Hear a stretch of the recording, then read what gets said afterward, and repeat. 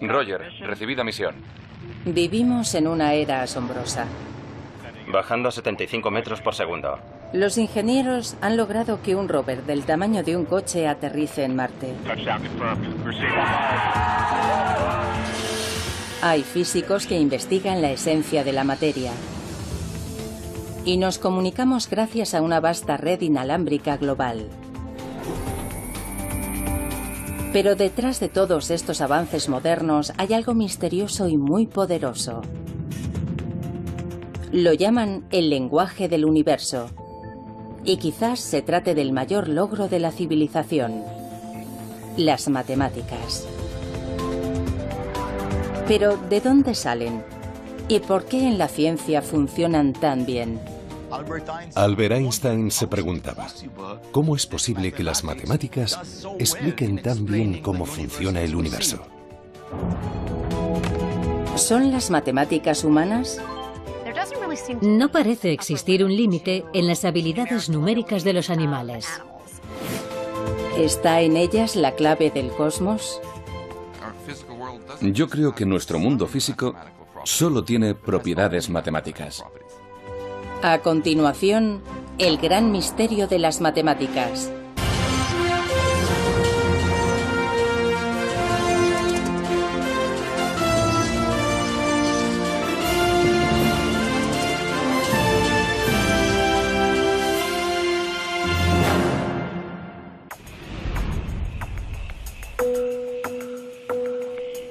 Los seres humanos han buscado siempre patrones en la naturaleza. Hace miles de años contemplaron las estrellas y descubrieron algo que llamaron constelaciones. Incluso creían que éstas controlaban nuestro destino. Observaron cómo el día daba paso a la noche y la noche al día, y cómo se sucedían las estaciones. A ese patrón lo llamamos tiempo. Vemos patrones simétricos en el cuerpo humano y en las rayas del tigre. Y los incorporamos en lo que creamos, desde el arte hasta nuestras ciudades. Pero, ¿qué nos dice eso a nosotros? ¿Por qué la forma espiral de la concha del Nautilus es tan similar a una galaxia o a la espiral que vemos cuando cortamos una col? Cuando los científicos quieren comprender los patrones de nuestro mundo, a menudo recurren a una poderosa herramienta: las matemáticas. Cuantifican sus observaciones y usan técnicas matemáticas para examinarlas, esperando descubrir las causas subyacentes en el ritmo de la naturaleza. Y funciona, desvelando desde los secretos ocultos tras las órbitas de los planetas hasta las ondas electromagnéticas que conectan nuestros teléfonos móviles. Las matemáticas incluso nos conducen hasta las partes constructivas subatómicas de la materia, lo cual plantea una pregunta: ¿por qué funcionan? ¿Existe una naturaleza matemática inherente a la realidad? ¿O están en nuestra cabeza?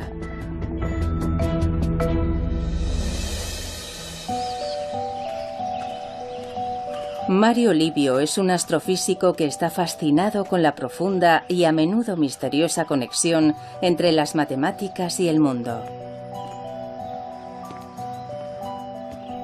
En la naturaleza, los números están por todas partes. Por ejemplo, hay muchas flores que tienen 3 pétalos, como esta, o 5 como esta. Otras tienen 34 o 55, y esos números aparecen con frecuencia. Puede que parezcan números aleatorios, pero todos forman parte de lo que se conoce como la sucesión de Fibonacci, una serie numérica desarrollada por un matemático del siglo XIII. Comienzas con los números 1 y 1, y a partir de ahí sumas los dos últimos números. 1 más 1 es 2. 1 más 2 es 3. 2 más 3 es 5. 3 más 5 es 8. Y continúa así, Hoy, muchos siglos después, esta aparentemente arbitraria progresión numérica fascina a muchas personas que ven en ella la clave de todo, desde la belleza humana hasta el mercado bursátil. Aunque muchas de esas afirmaciones no se han demostrado, resulta curioso cómo la evolución parece favorecer a esos números. Lo cierto es que esta secuencia aparece con frecuencia en la naturaleza. Los números de Fibonacci aparecen en el recuento de pétalos, especialmente en los de las margaritas, pero eso solo es el principio. Estadísticamente, los números de Fibonacci aparecen mucho en botánica. Por ejemplo, si observamos la base de una piña, a menudo vemos espirales en sus escamas. Y si contamos esas espirales, normalmente hallamos un número de Fibonacci. Pero si las contamos en dirección contraria, encontraremos el número de Fibonacci adyacente.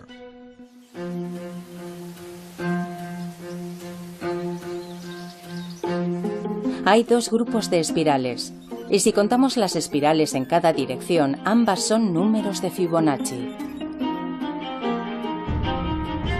Aunque hay algunas teorías que explican la conexión botánica de Fibonacci, aún se siguen planteando preguntas fascinantes.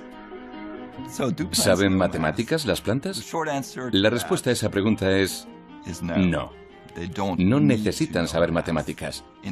En una forma muy simple y geométrica, las plantas, en muchos casos, disponen de una pequeña máquina que crea la secuencia de Fibonacci. Las misteriosas conexiones entre el mundo físico y las matemáticas son muy profundas.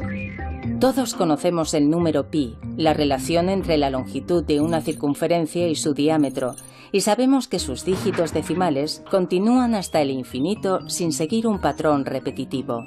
Recientemente, en el año 2013, se calcularon 12,1 billones de dígitos, pero de alguna forma, pi es mucho más que eso. Pi aparece en un sinfín de fenómenos que no tienen aparentemente, al menos, nada que ver con circunferencias ni nada parecido. Sobre todo aparece bastante en la teoría de la probabilidad. Supongamos que cojo esta aguja. La longitud de la aguja es igual a la distancia entre las líneas que hay en esta hoja de papel. Y supongamos que dejo caer la aguja sobre el papel. A veces, cuando la aguja cae, atraviesa una línea. Otras veces cae sobre una línea. Resulta que la probabilidad de que la aguja atraviese una línea es exactamente de 2 entre pi, o aproximadamente de un 64%. Bien, eso significa que, en principio, yo podría dejar caer esta aguja millones de veces. Podría contar las veces que atraviesa la línea y las que no. Y en realidad estaría calculando el número pi. Aunque aquí no hay círculos, ni el diámetro de un círculo, ni nada parecido. Es asombroso.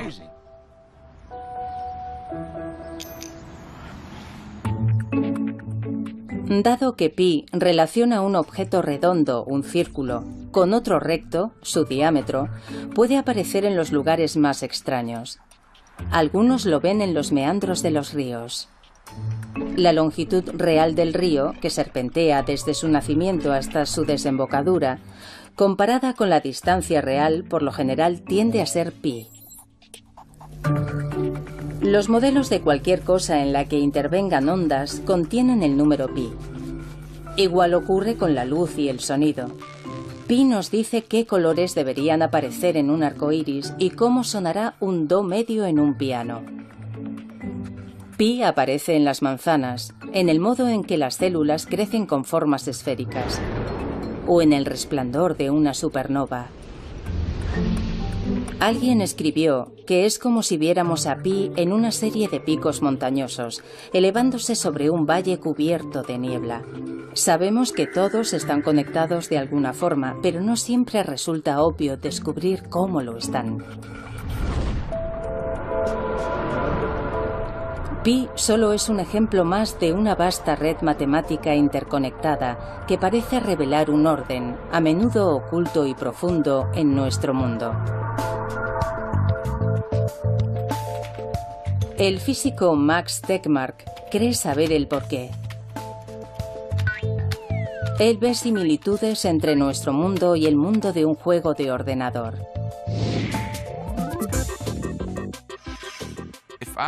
Si yo fuera un personaje de un videojuego tan avanzado, en el cual yo tuviera conciencia, y empezara a explorar el mundo de ese videojuego, me sentiría como si viviera en un mundo real, hecho de materia física.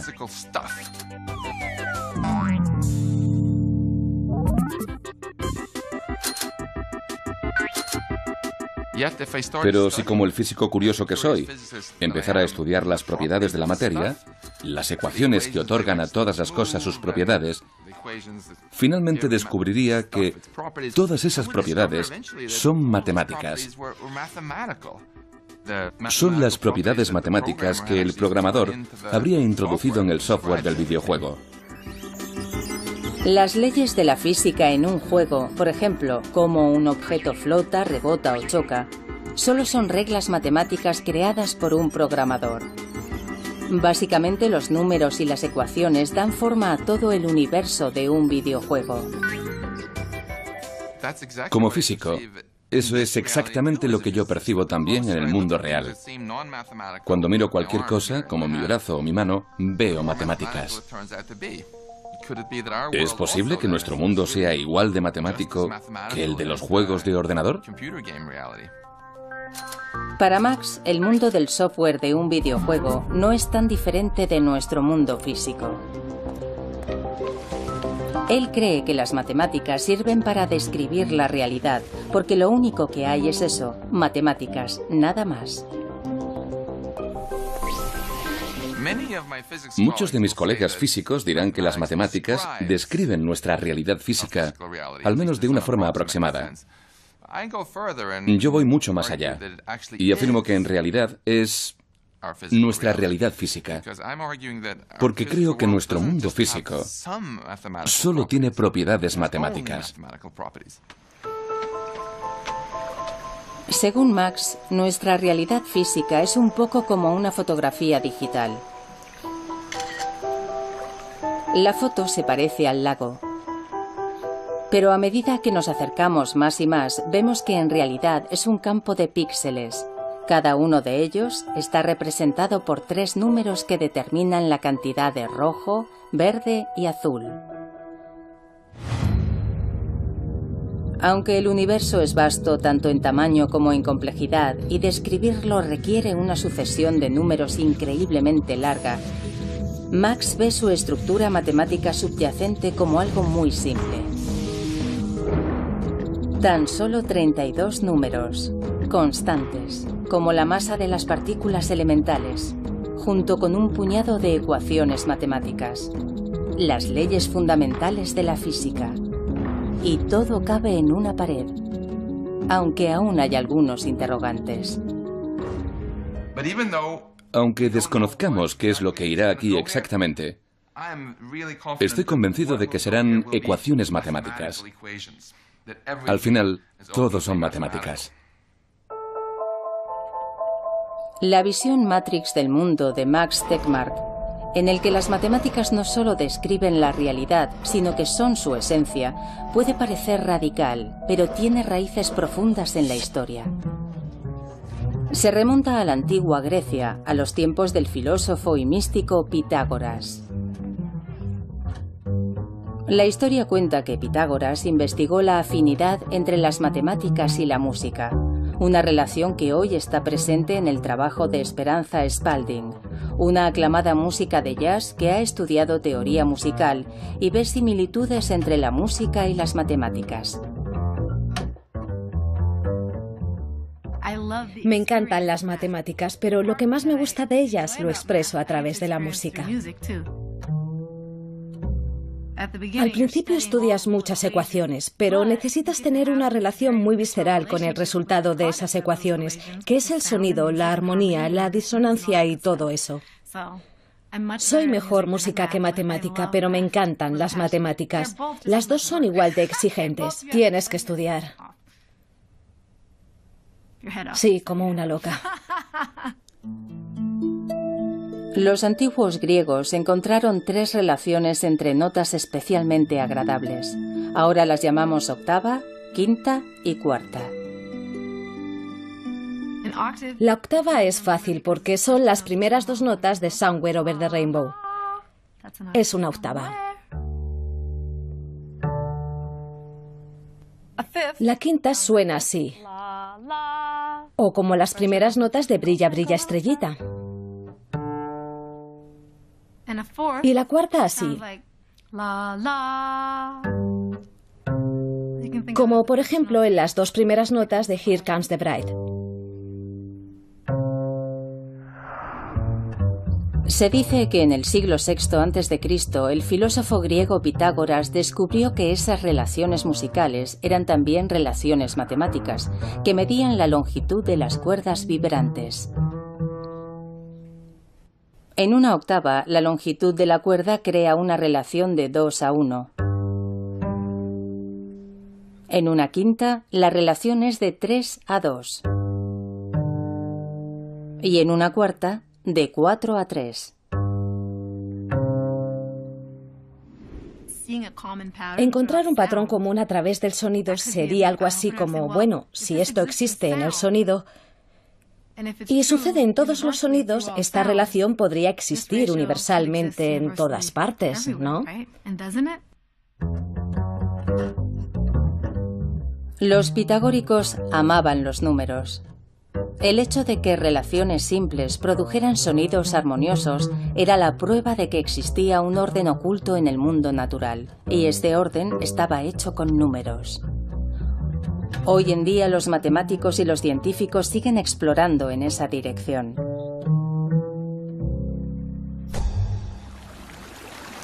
De hecho, hay muchos otros fenómenos físicos que siguen relaciones simples. Desde la proporción de 2:1 de los átomos de hidrógeno y de los átomos de oxígeno en el agua, hasta el número de veces que la Luna gira alrededor de la Tierra comparado con su propia rotación, 1:1, o cómo Mercurio gira sobre sí mismo 3 veces mientras orbita 2 veces alrededor del Sol, una relación de 3:2. En la antigua Grecia, Pitágoras y sus seguidores tuvieron una profunda influencia sobre otro filósofo griego, Platón, cuyas ideas también siguen vivas en nuestros días, sobre todo entre los matemáticos. Platón creía que la geometría y las matemáticas existían en su propio mundo ideal. Si dibujamos un círculo sobre un papel, ese no es el verdadero círculo. El verdadero está en ese mundo. Y esto solo es una aproximación a ese círculo real. Lo mismo ocurre con las demás formas. A Platón le gustaban mucho estos 5 sólidos, los sólidos platónicos, como los llamamos hoy, y les asignó los elementos que formaban el mundo según su concepción. El estable cubo era la Tierra. El tetraedro con sus esquinas puntiagudas era el fuego. El rítmico octaedro era el aire. El icosaedro de 20 caras, el agua.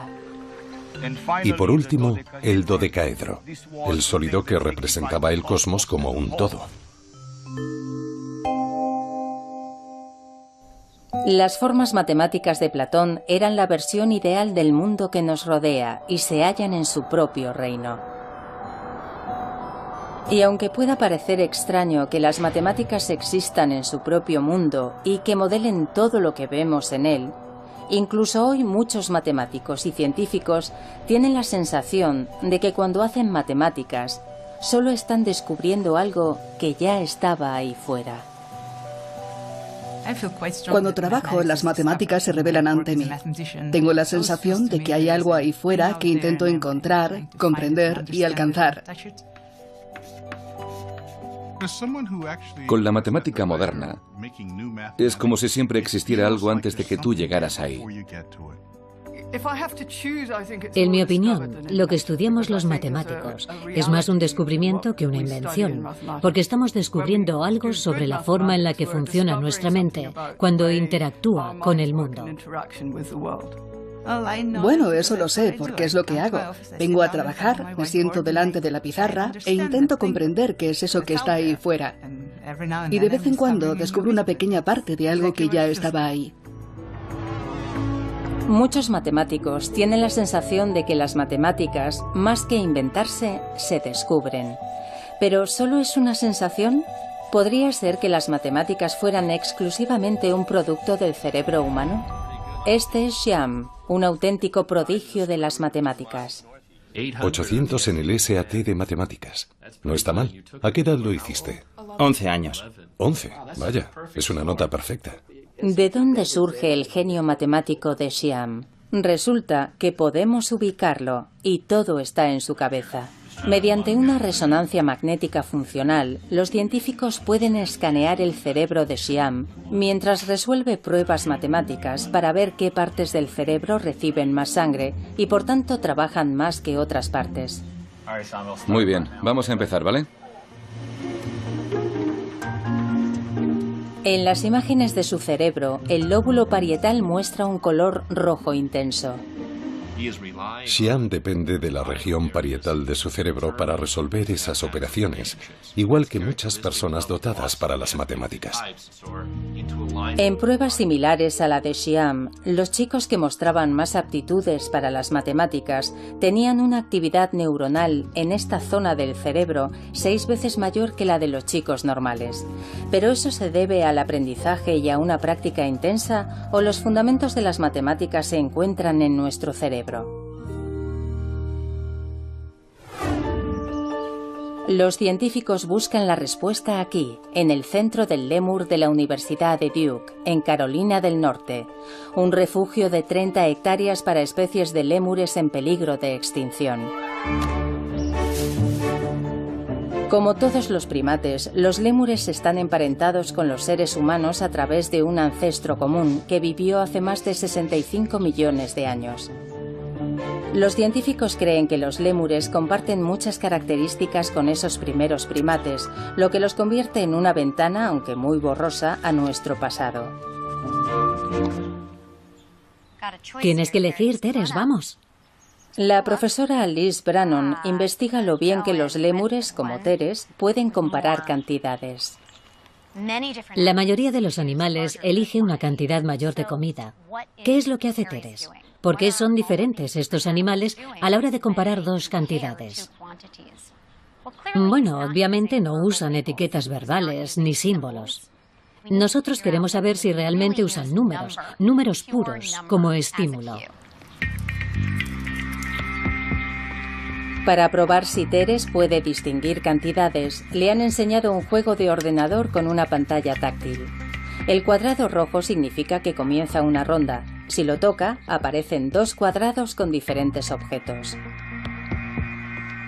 Teres ha sido entrenado de forma que si elige el rectángulo con el número menor, consigue una recompensa, una bolita de azúcar. ¿Y si la respuesta es errónea? Lo repetimos muchas veces para tener claro que se fija en el número y no en otra cosa. Para asegurarse de que el animal reacciona al número de objetos y no a otro estímulo, Liz cambia el tamaño, el color y la forma de los objetos. Ella ha hecho miles de pruebas y ha demostrado que los lémures y los monos rhesus son capaces de aprender a elegir la respuesta correcta. Teres obviamente no posee un lenguaje y tampoco cuenta con símbolos para los números.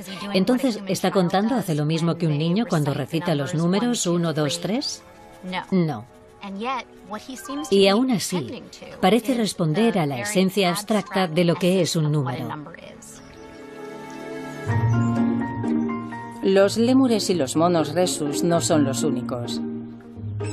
Las ratas, las palomas, los peces, los mapaches, los insectos, los caballos y los elefantes también demuestran ser sensibles a la cantidad, igual que los bebés humanos. En su laboratorio del campus de Duke, Liz ha trabajado con bebés de 6 meses. Todos miraban más tiempo a la pantalla con un número cambiante de objetos, siempre que el cambio fuera lo bastante evidente como para captar su atención.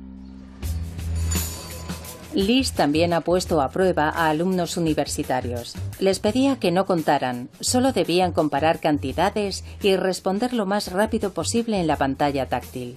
¿El resultado? casi el mismo que el de los lémures y los monos rhesus. De hecho, algunos humanos no son tan buenos como nuestros monos, y otros son mucho mejores. La respuesta humana es muy variable, pero por lo general es muy similar a la de un mono.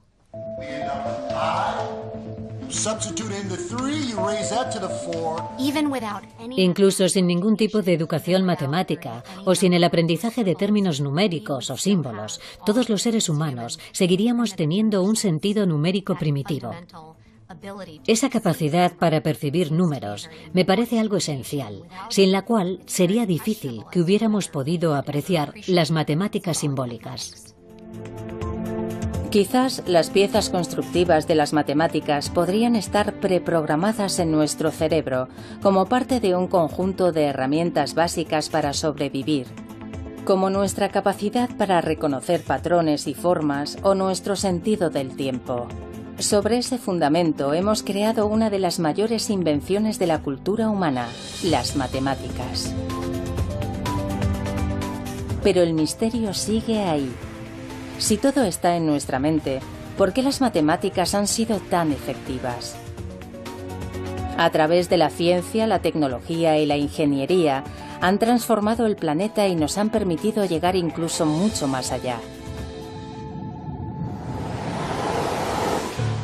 Este es el laboratorio de reactores de propulsión de la NASA en Pasadena, California. Roger, recibida misión. Iniciando entrada. En 2012 lograron que un rover del tamaño de un coche aterrizara en Marte. Descendiendo a 75 metros por segundo. Aterrizaje confirmado.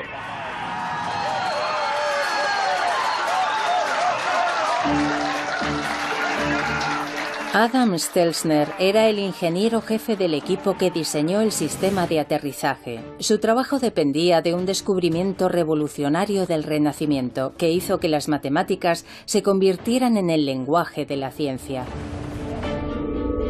La ley de la caída libre de los cuerpos.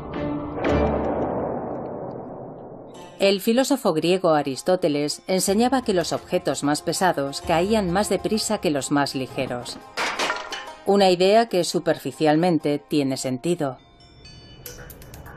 Incluso en esta superficie, el patio de Marte, donde se prueban los rovers del laboratorio. Aristóteles pensaba que la velocidad a la que los cuerpos caen es proporcional a su peso, lo cual es razonable. De hecho, era tan razonable que la idea fue aceptada durante casi 2000 años. Hasta que a finales del siglo XVI fue rebatida por un matemático italiano, Galileo Galilei. Según la leyenda, Galileo dejó caer 2 bolas de cañón de diferente tamaño desde la torre de Pisa. No estamos en Pisa y no tenemos balas de cañón, pero tengo una bola de bolera y una pelota de goma. Vamos a pesarlas. Primero, pesamos la bola de bolera. Pesa casi 7 kilos. Y la pelota no pesa casi nada. Voy a lanzarlas. Según Aristóteles, la bola de bolera debería caer 15 veces más rápido que la pelota. Bueno, parece que caen a la misma velocidad. Pero esto no es lo bastante alto. Las tiraré desde más arriba.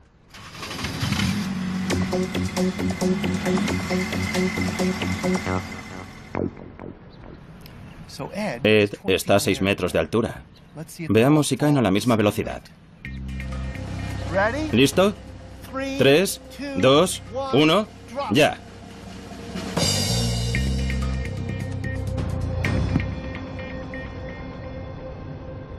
Galileo estaba en lo cierto. Aristóteles pierde. Dejar caer plumas y martillos es engañoso debido a la resistencia del aire. Bien, en mi mano izquierda tengo una pluma y en la derecha un martillo. En 1971, durante la misión del Apolo 15, esto se demostró en la Luna.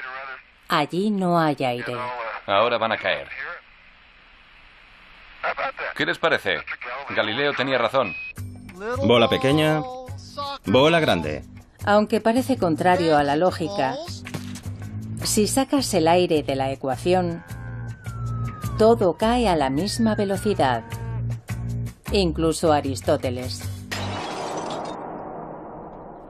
Pero lo que realmente le interesaba a Galileo era que un objeto que caía desde cierta altura no tardaba el doble en caer desde el doble de altura, sino que se aceleraba.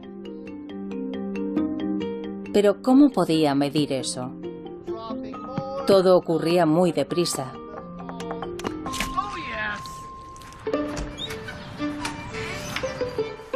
A Galileo se le ocurrió una solución muy ingeniosa. Construyó una rampa, un plano inclinado, para reducir el movimiento de caída y poder medirlo. Vamos a usar esta rampa para encontrar la relación entre la distancia y el tiempo. Para el tiempo usaré una unidad arbitraria, un Galileo. Un Galileo. La longitud de la rampa que la bola recorre durante un Galileo será la unidad de distancia. Tenemos una unidad de distancia en una unidad de tiempo. Ahora lo probaremos contando hasta 2. Un Galileo, 2 Galileos. En 2 unidades de tiempo, la bola ha recorrido 4 unidades de distancia. Ahora veamos lo lejos que llega en 3 Galileos. Un Galileo, 2 Galileos, 3 Galileos. En 3 unidades de tiempo, la bola ha recorrido 9 unidades de distancia. Bien, aquí está. Ya tenemos una relación matemática entre tiempo y distancia. El ingenioso uso de una rampa demostró que los objetos al caer siguen leyes matemáticas. La distancia que la bola recorre es directamente proporcional al tiempo al cuadrado. Esa relación que observó Galileo es una expresión matemática de la física de nuestro universo. La observación que Galileo realizó hace siglos acerca de los cuerpos que caen sigue siendo igual de válida hoy. Es la misma expresión matemática que podemos usar para entender cómo caen las cosas aquí en la Tierra, rodando por una rampa, o incluso para aterrizar el rover Curiosity en la superficie de Marte.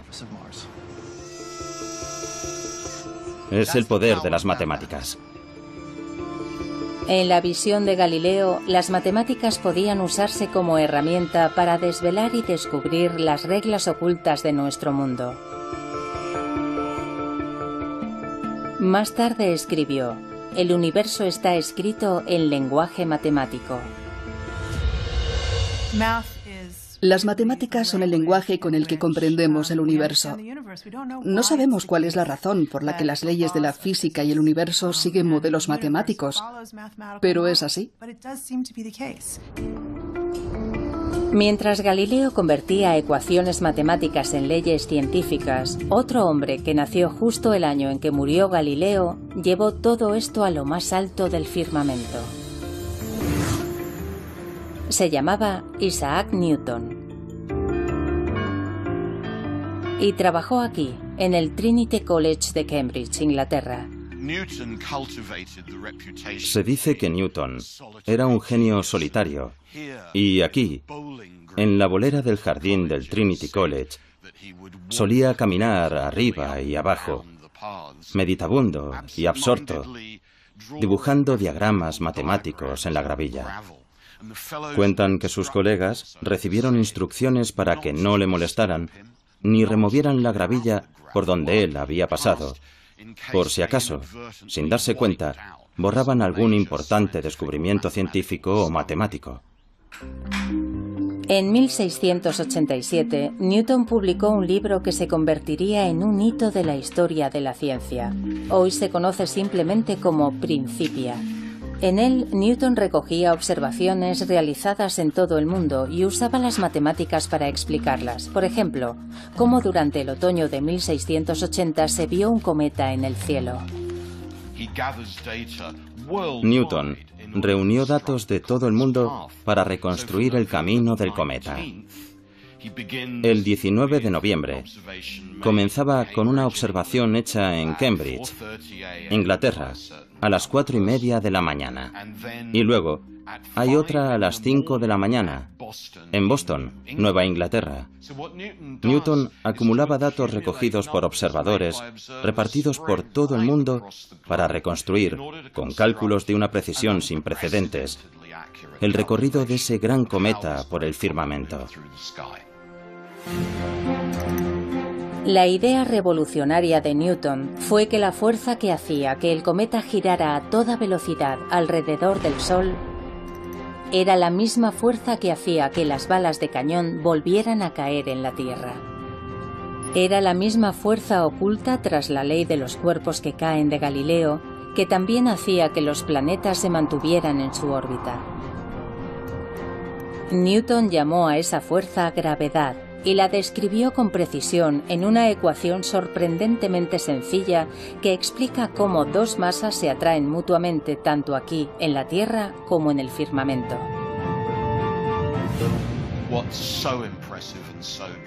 Lo más impresionante y espectacular es que una sola ley matemática te permita moverte por todo el universo. Hoy incluso podemos observarla en acción mucho más allá de la Vía Láctea. Esto es una imagen de dos galaxias que se atraen y están fusionándose. Así es como nace una galaxia. Exacto. Mario Livio forma parte del equipo que trabaja con las imágenes del telescopio espacial Hubble. Durante décadas los científicos han usado el Hubble para explorar más allá de nuestro sistema solar y de las estrellas de nuestra galaxia. Nos muestra las lejanas nubes de gas de las nebulosas y un vasto número de galaxias que giran en el espacio a una distancia de miles de millones de años luz. Esas imágenes revelan que en todo el universo visible, hasta donde el telescopio Hubble puede ver, sigue rigiendo la ley de la gravedad. Newton describió las leyes de la gravedad y del movimiento basándose en las cosas que pasaban en la Tierra y en los planetas del sistema solar y demás. Pero esas mismas leyes, exactamente las mismas, siguen rigiendo en las galaxias más distantes. Y todo en ellas, cómo se forman y cómo se mueven, está controlado por esas mismas leyes matemáticas. Algunas de las mentes más brillantes del mundo han descubierto con asombro cómo las matemáticas impregnan el universo. Albert Einstein se lo preguntaba. Decía, ¿cómo es posible que las matemáticas, que él pensaba que eran un producto del pensamiento humano, expliquen también el universo tal y como lo vemos? Y el premio Nobel de Física Eugene Wigner acuñó esta frase: la irrazonable efectividad de las matemáticas. Wigner decía que el hecho de que las matemáticas puedan describir también el universo, en especial las leyes físicas, es un don que no comprendemos ni merecemos. En la física abundan los ejemplos de esta irrazonable efectividad. Hace casi 200 años, cuando se observó que el planeta Urano se desviaba de su órbita, los científicos confiaron en las matemáticas y calcularon que estaba siendo atraído por otro planeta que nunca se había visto. Y así fue como descubrieron Neptuno. Gracias a las matemáticas se predijo la existencia de un planeta desconocido hasta entonces. Si formulas una pregunta correctamente, las matemáticas te dan la respuesta. Es como tener un sirviente que es mucho más capaz que tú. Si le dices, hazlo, y se lo dices bien, entonces lo hará. Te llevará por el camino de la verdad, hasta hallar la respuesta final. Las evidencias del asombroso poder predictivo de las matemáticas se encuentran por todas partes a nuestro alrededor. La televisión, la radio, su teléfono móvil, los satélites, el monitor del bebé, el wifi, el mando de la puerta del garaje, un GPS. Y sí, puede que incluso el mando a distancia de la televisión. Todas esas cosas usan ondas invisibles de energía para comunicarse. y nadie sabía que existían hasta conocer el trabajo de James Maxwell, un físico y matemático escocés. En 1860 publicó un conjunto de ecuaciones que explicaban cómo la electricidad y el magnetismo estaban relacionados y cómo se generaban el uno al otro. Sus ecuaciones también hacían esta sorprendente predicción. Juntos, la electricidad y el magnetismo podían producir ondas de energía que viajarían a través del espacio a la velocidad de la luz. Las ondas electromagnéticas. La teoría de Maxwell nos dio las ondas de radio, los rayos X, cosas que nadie conocía. De modo que el alcance de su teoría resultó ser extraordinario. Casi inmediatamente empezaron a buscar las ondas que las ecuaciones de Maxwell habían predicho. El intento que parecía menos prometedor de todos para controlarlas se realizó aquí, en el desván de una casa al norte de Italia. Lo hizo un joven de 20 años, Guillermo Marconi. Su experimento comenzó con una serie de chispas. La explosión de electricidad crea un campo magnético momentáneo que crea otro campo eléctrico momentáneo y que a su vez forma otro campo magnético. La energía salta entre los dos propagando una onda electromagnética.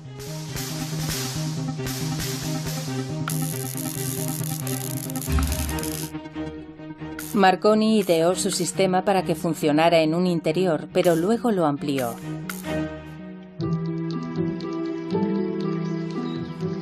En pocas semanas construyó una gran antena detrás de su casa para amplificar las ondas procedentes de su generador de chispas. Después pidió a su hermano y a un ayudante que llevaran un receptor hasta el otro lado de la finca, detrás de una colina cercana. Llevaban escopetas para disparar en el caso de que captaran alguna señal.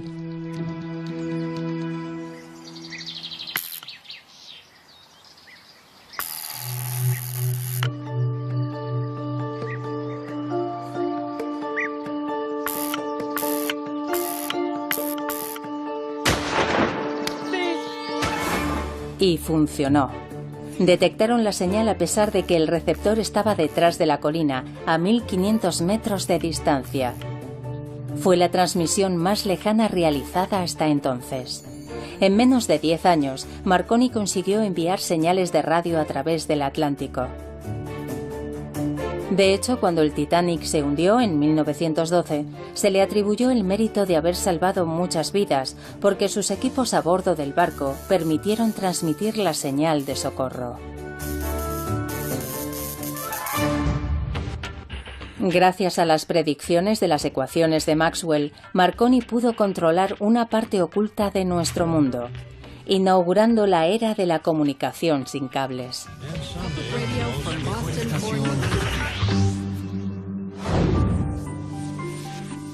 Desde Maxwell y Marconi, las evidencias de la capacidad predictiva de las matemáticas no han hecho más que aumentar, especialmente en el mundo de la física.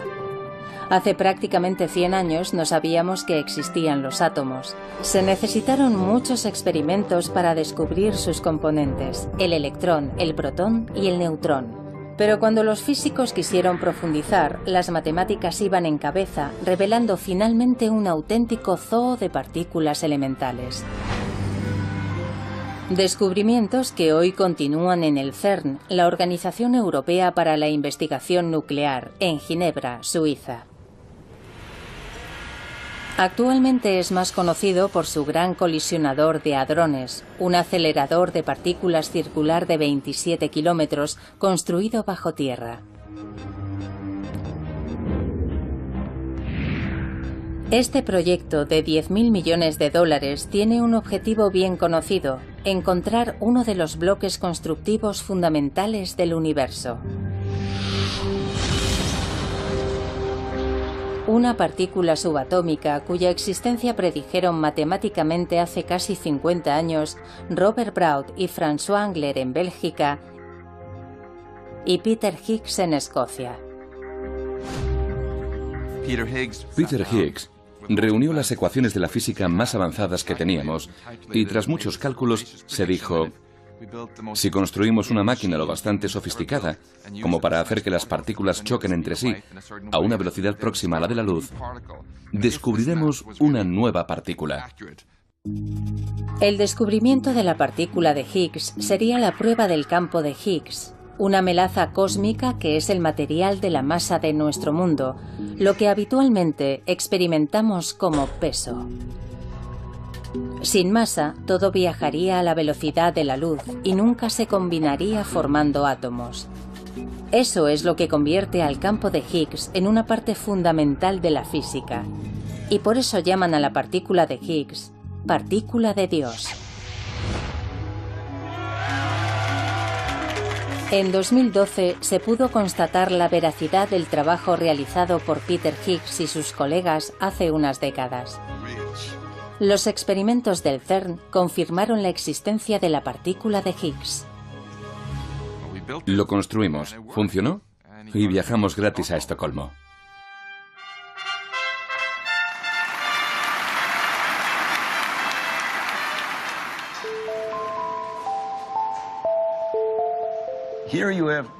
Eran teorías matemáticas que hacían predicciones muy exactas sobre la posible existencia de algunas partículas fundamentales en la naturaleza. Y lo creas o no, se hicieron experimentos y se descubrieron las partículas que las matemáticas habían predicho. Para mí es algo asombroso. ¿Por qué funciona y por qué son las matemáticas tan poderosas? ¿Son una verdad de la naturaleza o tienen algo que ver con la forma en la que nosotros, los seres humanos, percibimos la naturaleza? Para mí es un rompecabezas fascinante. Yo no conozco la respuesta. En la física, las matemáticas tienen un amplio historial de éxitos. ¿Pero son irrazonablemente efectivas? No todo el mundo piensa igual. En mi opinión es una ilusión. Creo que lo que ha pasado es que han optado por construir la física usando las matemáticas que se habían practicado y desarrollado históricamente. Luego lo miran todo y eligen algo que se puede estudiar usando las matemáticas que conocemos. Pero en realidad hay un vasto océano de otras cosas que son realmente inaccesibles para esos métodos. Con el éxito de los modelos matemáticos en la física, es fácil ignorar cuándo no funcionan tan bien, como por ejemplo, en la predicción del tiempo. Hay una razón por la que los meteorólogos predicen el tiempo para la siguiente semana, pero no mucho más allá. En predicciones más a largo plazo, los pequeños errores se convierten en grandes errores. La previsión diaria es demasiado compleja y caótica para obtener modelos precisos, y no es la única. Lo mismo sucede con el agua que hierve en el fuego, con el mercado bursátil, con la interacción de las neuronas en el cerebro, con gran parte de la psicología humana y en muchas partes de la biología. Los sistemas biológicos y los económicos resultan difíciles de estudiar con las matemáticas. Tenemos muchas dificultades para hacerlo. Por eso yo no veo las matemáticas irrazonablemente efectivas, sino razonablemente inefectivas.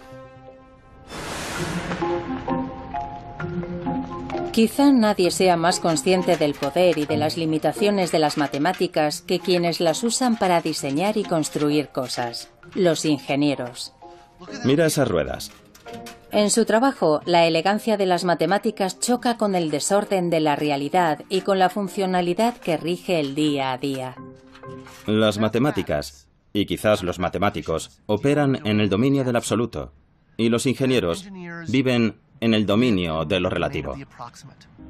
Fundamentalmente nos interesa lo práctico. Y por eso, con frecuencia hacemos aproximaciones, tomamos atajos. Nosotros ignoramos términos y ecuaciones para hacer cosas que son lo bastante simples para alcanzar nuestros objetivos. Muchos de los grandes logros de la ingeniería fueron construidos usando atajos matemáticos, ecuaciones simplificadas que ofrecían una respuesta aproximada, es decir, sacrificando la precisión por la funcionalidad. Y para los ingenieros, aproximada ya es mucho. Basta para llevarte a Marte. A los ingenieros no nos pagan por hacer las cosas bien, sino por hacer las cosas lo suficientemente bien. Muchos físicos ven una asombrosa precisión en la forma en que las matemáticas revelan los secretos del universo, haciendo que parezca una parte inherente de la naturaleza. Mientras que en la práctica, los ingenieros tienen que sacrificar la precisión de las matemáticas para que algo sea útil, haciendo que parezcan una herramienta imperfecta de nuestra propia invención.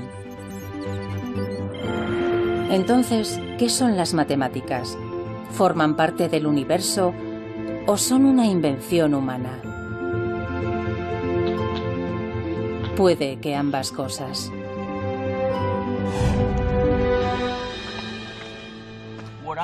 Para mí, las matemáticas son una intrincada combinación de invenciones y descubrimientos. Fijémonos en algo como los números naturales, 1, 2, 3, 4, 5, etc. Yo creo que lo que pasó es que la gente observaba muchas cosas y veían, por ejemplo, que había 2 ojos, 2 pechos, 2 manos y demás. Y tras algún tiempo, de todo eso abstrajeron el número 2. Según Mario, 2 se convirtió en un concepto inventado, como el resto de los números naturales. Pero después la gente descubrió que esos números tenían todo tipo de intrincadas relaciones. Eso eran descubrimientos. Inventamos el concepto y después descubrimos las relaciones entre los diferentes conceptos. Entonces, ¿esa es la respuesta? ¿Son las matemáticas un invento y también un descubrimiento? Es una pregunta con 2 respuestas. Sí, parece que ya estaba ahí. Y sí, es algo que surge de la naturaleza creativa más profunda del ser humano. Puede que tengamos alguna idea sobre cómo funciona todo esto, pero no conocemos todas las respuestas. Al final, sigue siendo el gran misterio de las matemáticas.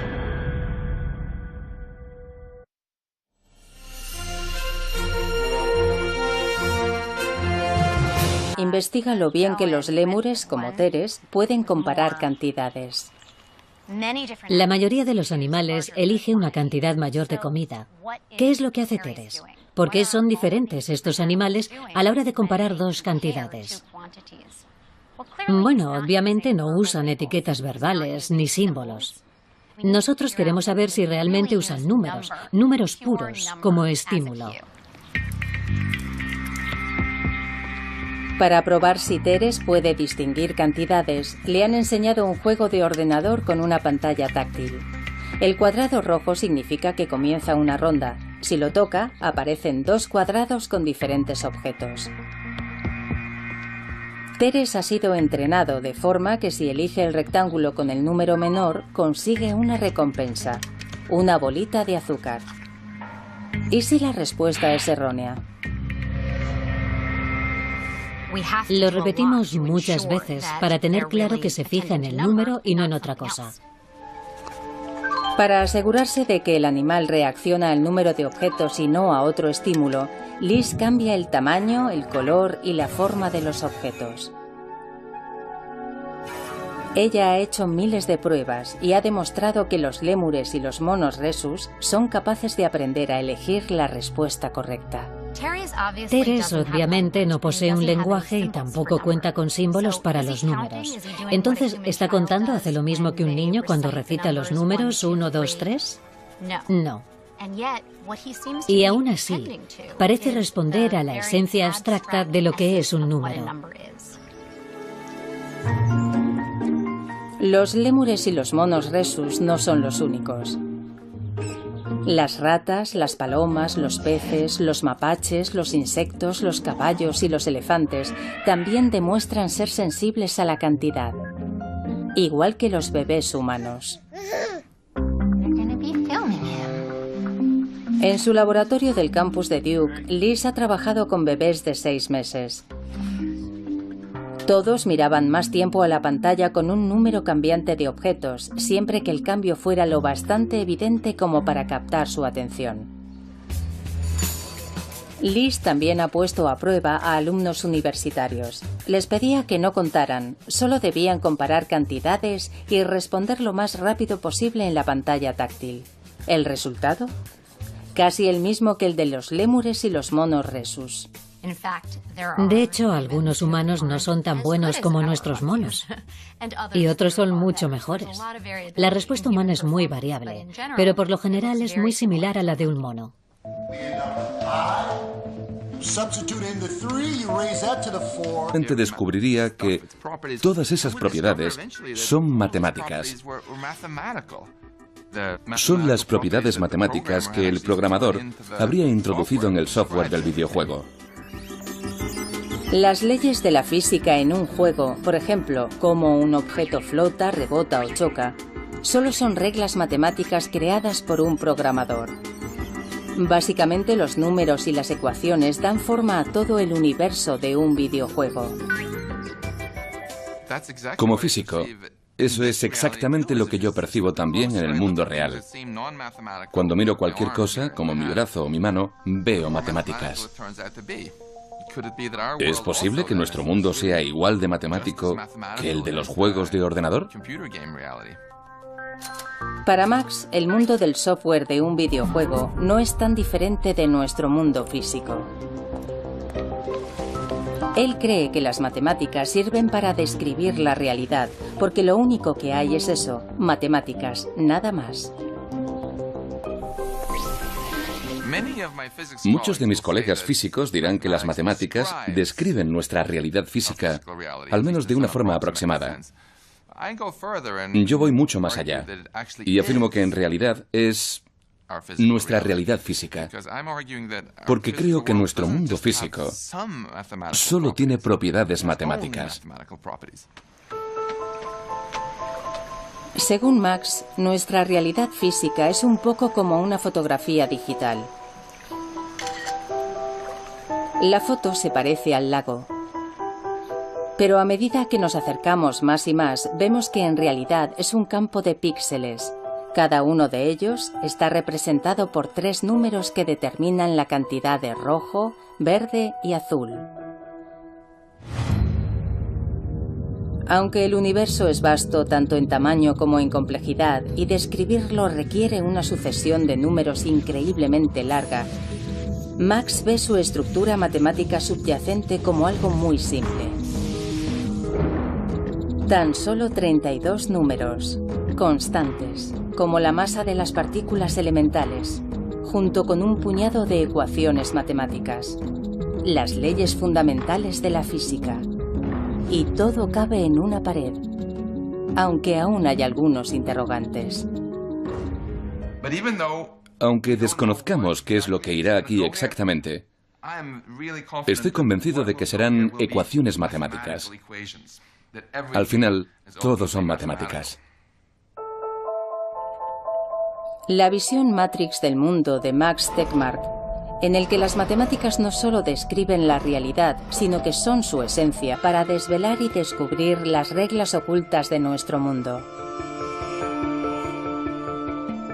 Más tarde escribió: "El universo está escrito en lenguaje matemático". Las matemáticas son el lenguaje con el que comprendemos el universo. No sabemos cuál es la razón por la que las leyes de la física y el universo siguen modelos matemáticos, pero es así. Mientras Galileo convertía ecuaciones matemáticas en leyes científicas, otro hombre que nació justo el año en que murió Galileo llevó todo esto a lo más alto del firmamento. Se llamaba Isaac Newton. Y trabajó aquí, en el Trinity College de Cambridge, Inglaterra. Se dice que Newton era un genio solitario, y aquí, en la bolera del jardín del Trinity College, solía caminar arriba y abajo, meditabundo y absorto, dibujando diagramas matemáticos en la gravilla. Cuentan que sus colegas recibieron instrucciones para que no le molestaran ni removieran la gravilla por donde él había pasado, Por si acaso, sin darse cuenta, borraban algún importante descubrimiento científico o matemático. En 1687, Newton publicó un libro que se convertiría en un hito de la historia de la ciencia. Hoy se conoce simplemente como Principia. En él, Newton recogía observaciones realizadas en todo el mundo y usaba las matemáticas para explicarlas. Por ejemplo, cómo durante el otoño de 1680 se vio un cometa en el cielo. Newton reunió datos de todo el mundo para reconstruir el camino del cometa. El 19 de noviembre comenzaba con una observación hecha en Cambridge, Inglaterra, a las 4:30 de la mañana. Y luego hay otra a las 5 de la mañana, en Boston, Nueva Inglaterra. Newton acumulaba datos recogidos por observadores repartidos por todo el mundo para reconstruir, con cálculos de una precisión sin precedentes, el recorrido de ese gran cometa por el firmamento. La idea revolucionaria de Newton fue que la fuerza que hacía que el cometa girara a toda velocidad alrededor del Sol era la misma fuerza que hacía que las balas de cañón volvieran a caer en la Tierra. Era la misma fuerza oculta tras la ley de los cuerpos que caen de Galileo, que también hacía que los planetas se mantuvieran en su órbita. Newton llamó a esto... Construyó una rampa, un plano inclinado, para reducir el movimiento de caída y poder medirlo. Vamos a usar esta rampa para encontrar la relación entre la distancia y el tiempo. Para el tiempo usaré una unidad arbitraria, un Galileo. Un Galileo. La longitud de la rampa que la bola recorre durante un Galileo será la unidad de distancia. Tenemos una unidad de distancia en una unidad de tiempo. Ahora lo probaremos contando hasta 2. Un Galileo, 2 Galileos. En 2 unidades de tiempo, la bola ha recorrido 4 unidades de distancia. Ahora veamos lo lejos que llega en 3 Galileos. Un Galileo, 2 Galileos, 3 Galileos. En 3 unidades de tiempo, la bola ha recorrido 9 unidades de distancia. Bien, aquí está. Ya tenemos una relación matemática entre tiempo y distancia. El ingenioso uso de una rampa demostró que los objetos al caer siguen leyes matemáticas. La distancia que la bola recorre es directamente proporcional al tiempo al cuadrado. Esa relación que observó Galileo es una expresión matemática de la física de nuestro universo. La observación que Galileo realizó hace siglos acerca de los cuerpos que caen sigue siendo igual de válida hoy. Es la misma expresión matemática que podemos usar para entender cómo caen las cosas aquí en la Tierra, rodando por una rampa, o incluso para aterrizar el rover Curiosity en la superficie de Marte. Es el poder de las matemáticas. En la visión de Galileo, las matemáticas podían usarse como herramienta para desvelar y descubrir las reglas ocultas de nuestro mundo. Más tarde escribió: "El universo está escrito en lenguaje matemático". Las matemáticas son el lenguaje con el que comprendemos el universo. No sabemos cuál es la razón por la que las leyes de la física y el universo siguen modelos matemáticos, pero es así. Mientras Galileo convertía ecuaciones matemáticas en leyes científicas, otro hombre que nació justo el año en que murió Galileo llevó todo esto a lo más alto del firmamento. Se llamaba Isaac Newton. Consiguió enviar señales de radio a través del Atlántico. De hecho, cuando el Titanic se hundió en 1912, se le atribuyó el mérito de haber salvado muchas vidas, porque sus equipos a bordo del barco permitieron transmitir la señal de socorro. Gracias a las predicciones de las ecuaciones de Maxwell, Marconi pudo controlar una parte oculta de nuestro mundo, inaugurando la era de la comunicación sin cables.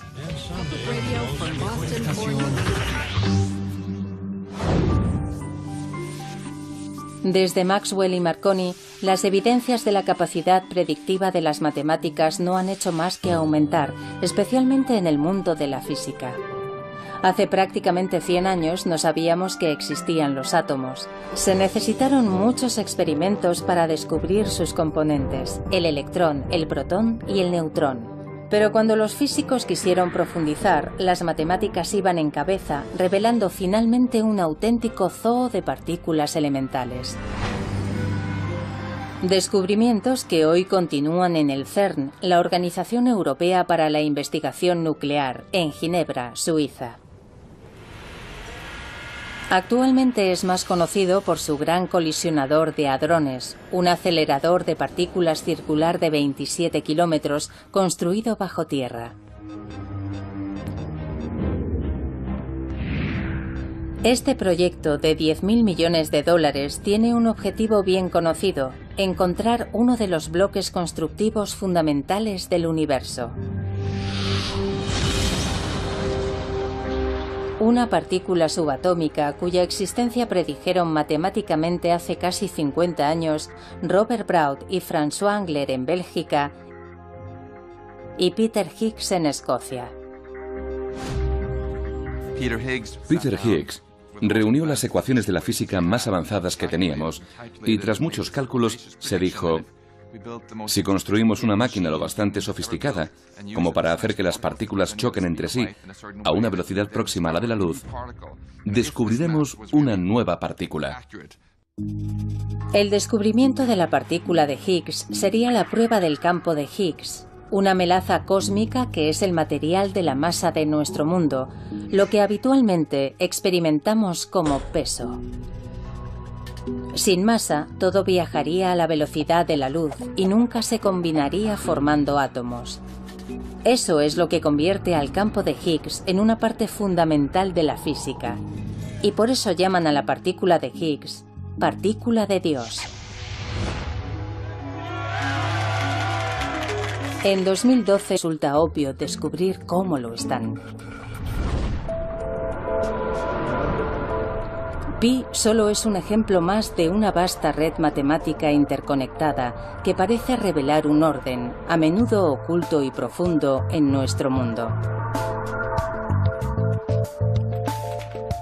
El físico Max Tegmark cree saber el porqué. Él ve similitudes entre nuestro mundo y el mundo de un juego de ordenador.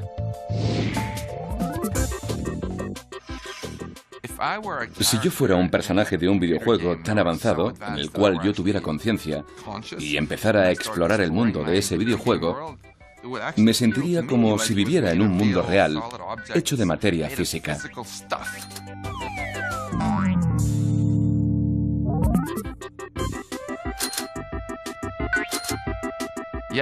Pero si, como el físico curioso que soy, empezara a estudiar las propiedades de la materia, las ecuaciones que otorgan a todas las cosas sus propiedades, finalmente descubriría que todas esas propiedades son matemáticas.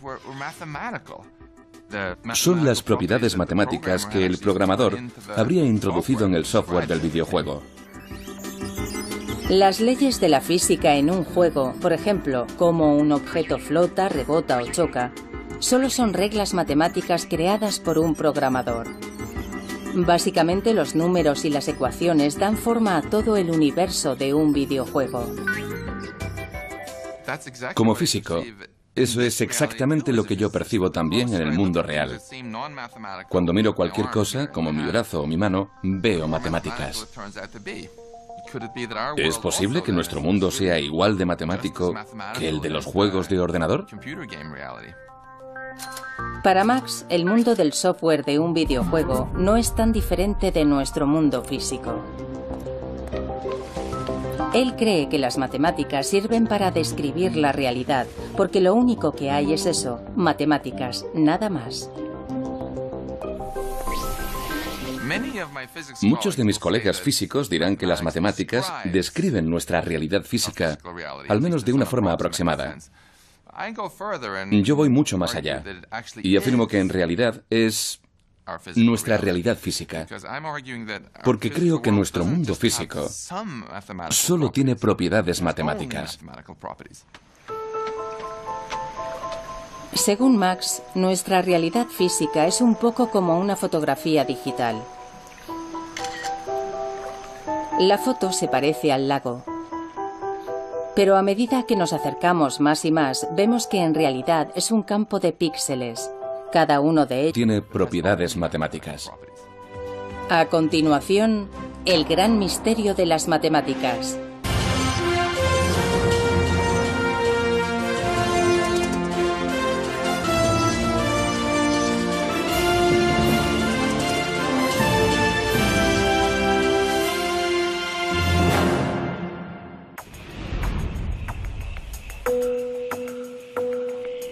Los seres humanos han buscado siempre patrones en la naturaleza.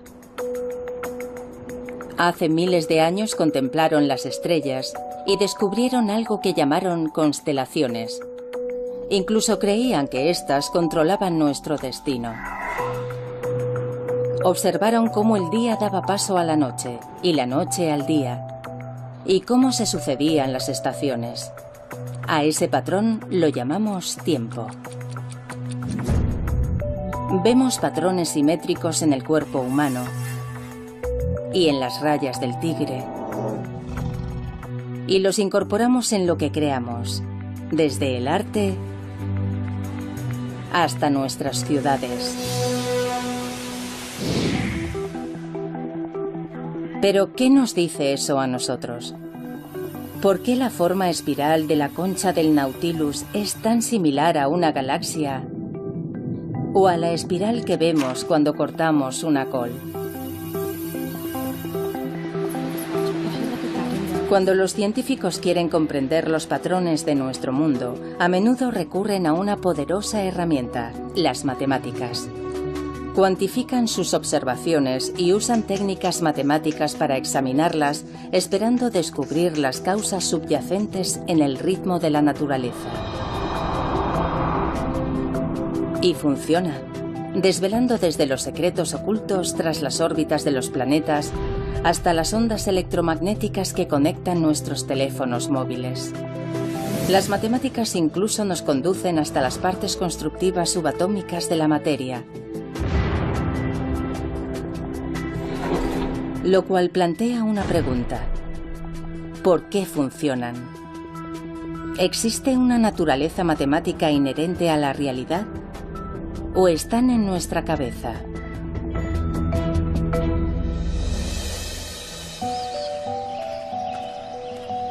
Mario Livio es un astrofísico que está fascinado con la profunda y a menudo misteriosa conexión entre las matemáticas y el mundo. En la naturaleza, los números están por todas partes. Por ejemplo, hay muchas flores que tienen 3 pétalos, como esta, o 5 como esta.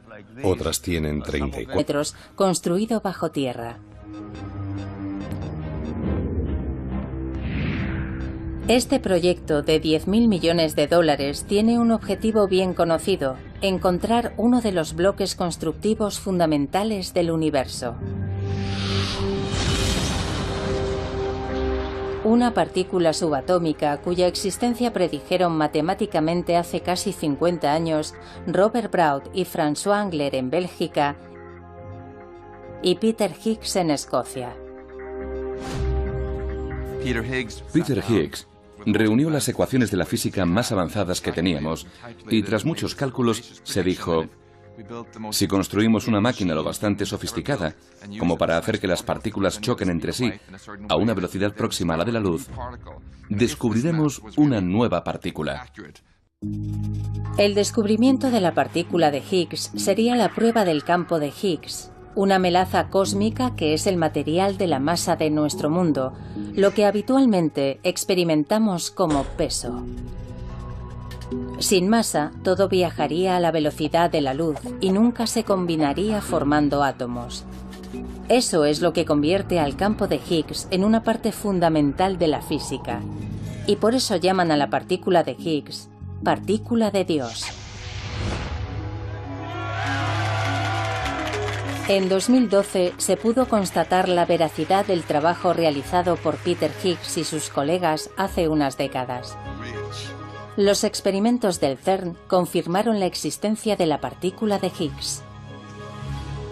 Lo construimos, funcionó y viajamos gratis a Estocolmo.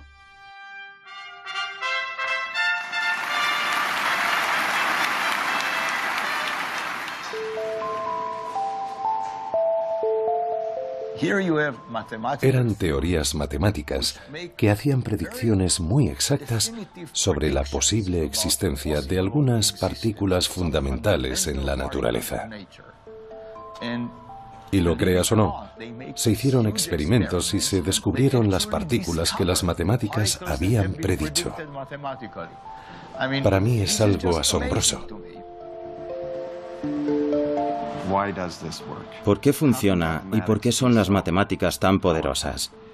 ¿Son una verdad de la naturaleza o tienen algo que ver con la forma en la que nosotros, los seres humanos, percibimos la naturaleza? Para mí es un rompecabezas fascinante. Yo no conozco la respuesta. En la física, las matemáticas tienen un amplio historial de éxitos. ¿Pero son irrazonablemente efectivas? No todo el mundo piensa igual. En mi opinión es una... Albert Einstein se preguntaba, ¿cómo es posible que las matemáticas expliquen tan bien cómo funciona el universo? ¿Son las matemáticas humanas? No parece existir un límite en las habilidades numéricas de los animales. ¿Está en ellas la clave del cosmos? Yo creo que nuestro mundo físico solo tiene propiedades matemáticas. A continuación, el gran misterio de las matemáticas.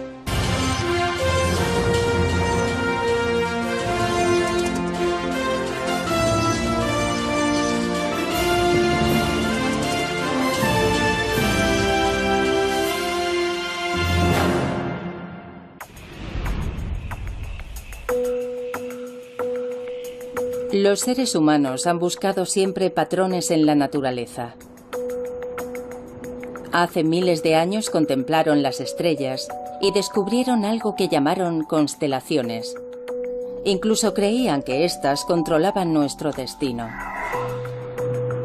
Observaron cómo el día daba paso a la noche y la noche al día, y cómo se sucedían las estaciones. A ese patrón lo llamamos tiempo. Vemos patrones simétricos en el cuerpo humano y en las rayas del tigre. Y los incorporamos en lo que creamos, desde el arte hasta nuestras ciudades. Pero, ¿qué nos dice eso a nosotros? ¿Por qué la forma espiral de la concha del Nautilus es tan similar a una galaxia o a la espiral que vemos cuando cortamos una col? Cuando los científicos quieren comprender los patrones de nuestro mundo, a menudo recurren a una poderosa herramienta, las matemáticas.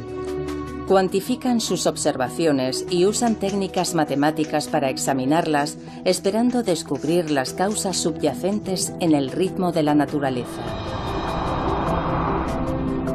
Y funciona, desvelando desde los secretos ocultos tras las órbitas de los planetas hasta las ondas electromagnéticas que conectan nuestros teléfonos móviles.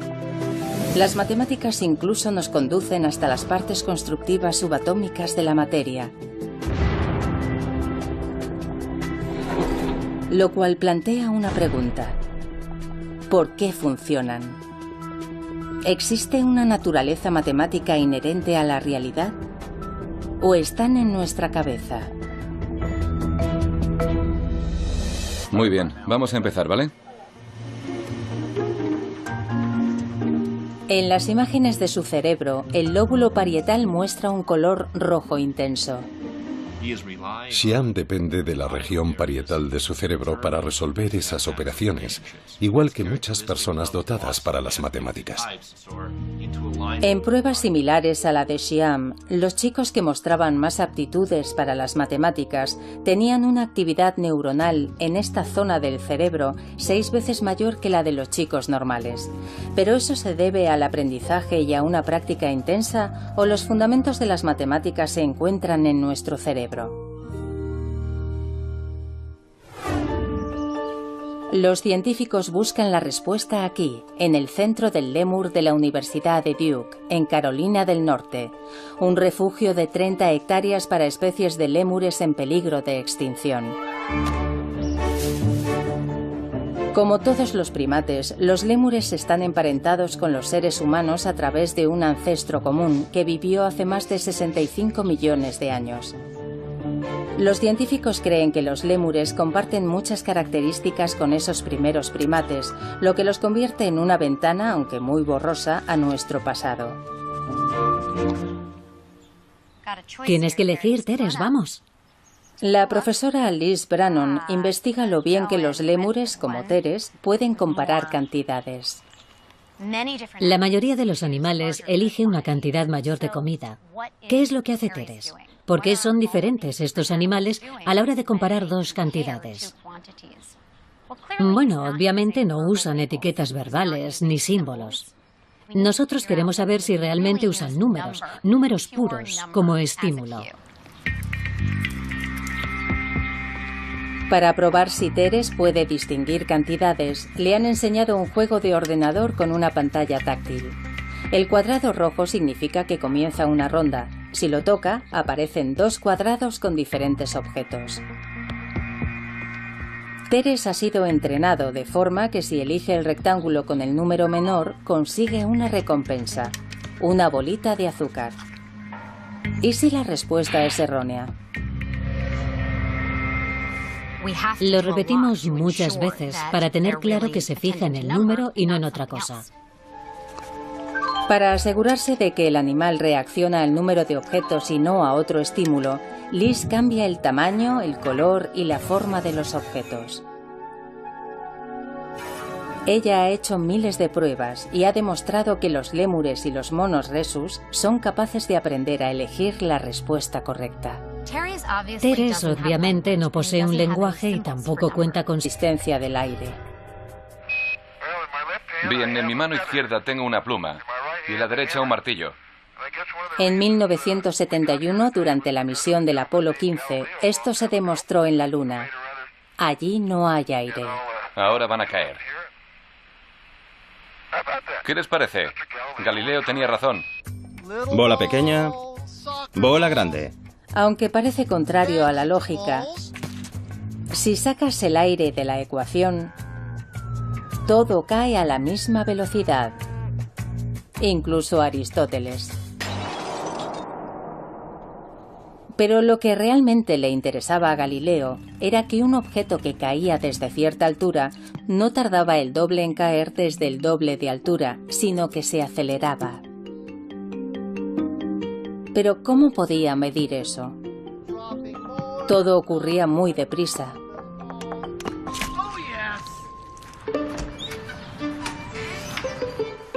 A Galileo se le ocurrió una solución muy ingeniosa.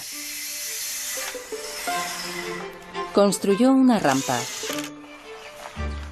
un plano inclinado, para reducir el movimiento de caída y poder medirlo. Vamos a usar esta rampa para encontrar la relación entre la distancia y el tiempo. Para el tiempo usaré una unidad arbitraria, un Galileo. Un Galileo. La longitud de la rampa que la bola recorre durante un Galileo será la unidad de distancia. Tenemos una unidad de distancia en una unidad de tiempo. Ahora lo probaremos contando hasta 2. Un Galileo, 2 Galileos. En 2 unidades de tiempo, la bola ha recorrido 4 unidades de distancia. Ahora veamos lo lejos que llega en 3 Galileos. Un Galileo, 2 Galileos, 3 Galileos. En 3 unidades de tiempo, la bola ha recorrido 9 unidades de distancia. Bien, aquí está. Ya tenemos una relación matemática entre tiempo y distancia. El ingenioso uso de una rampa demostró que los objetos al caer siguen leyes matemáticas. La distancia que la bola recorre es directamente proporcional al tiempo al cuadrado. Esa relación que observó Galileo es una expresión matemática de la física de nuestro universo. La observación que Galileo realizó hace siglos acerca de los cuerpos que caen sigue siendo igual de válida hoy. Es la misma expresión matemática que podemos usar. Se le atribuyó el mérito de haber salvado muchas vidas porque sus equipos a bordo del barco permitieron transmitir la señal de socorro.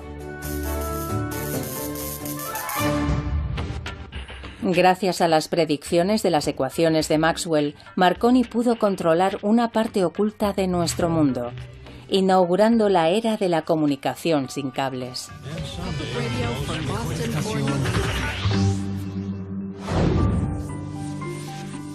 Desde Maxwell y Marconi, las evidencias de la capacidad predictiva de las matemáticas no han hecho más que aumentar, especialmente en el mundo de la física. Hace prácticamente 100 años no sabíamos que existían los átomos. Se necesitaron muchos experimentos para descubrir sus componentes, el electrón, el protón y el neutrón. Pero cuando los físicos quisieron profundizar, las matemáticas iban en cabeza, revelando finalmente un auténtico zoo de partículas elementales. Descubrimientos que hoy continúan en el CERN, la Organización Europea para la Investigación Nuclear, en Ginebra, Suiza. Actualmente es más conocido por su gran colisionador de hadrones, un acelerador de partículas circular de 27 kilómetros construido bajo tierra. Este proyecto de 10.000 millones de dólares tiene un objetivo bien conocido: encontrar uno de los bloques constructivos fundamentales del universo. Una partícula subatómica cuya existencia predijeron matemáticamente hace casi 50 años Robert Brout y François Englert en Bélgica y Peter Higgs en Escocia. Peter Higgs reunió las ecuaciones de la física más avanzadas que teníamos y tras muchos cálculos se dijo: si construimos una máquina lo bastante sofisticada como para hacer que las partículas choquen entre sí a una velocidad próxima a la de la luz, descubriremos una nueva partícula. El descubrimiento de la partícula de Higgs sería la prueba del campo de Higgs, una melaza cósmica que es el material de la masa de nuestro mundo, lo que habitualmente experimentamos como peso. Sin masa, todo viajaría a la velocidad de la luz y nunca se combinaría formando átomos. Eso es lo que convierte al campo de Higgs en una parte fundamental de la física. Y por eso llaman a la partícula de Higgs partícula de Dios. En 2012 se pudo constatar la veracidad del trabajo realizado por Peter Higgs y sus colegas hace unas décadas. Los